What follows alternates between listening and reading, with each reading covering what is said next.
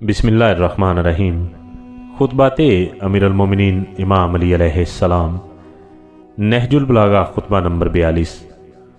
ख्वाहिशों और लंबी उम्मीदों के मतलब इरशाद फरमाया, ए लोगो, मुझे तुम्हारे बारे में सबसे ज़्यादा दो बातों का डर है, एक ख्वाहिशों की पैरवी और दूसरे उम्मीदों का फैलाव।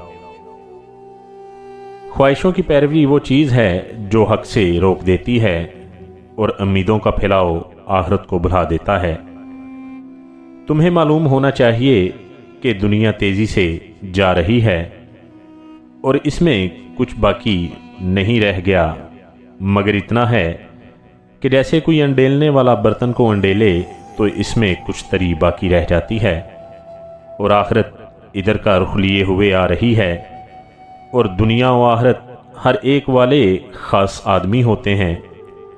तो तुम फर्जंदे आखिरत बनो और अबनाए दुनिया ना बनो, इसलिए कि हर बेटा रोज़े क़यामत अपनी माँ से मुंसलिक होगा। आज अमल का दिन है और हिसाब नहीं है, और कल हिसाब का दिन होगा, अमल ना हो सकेगा।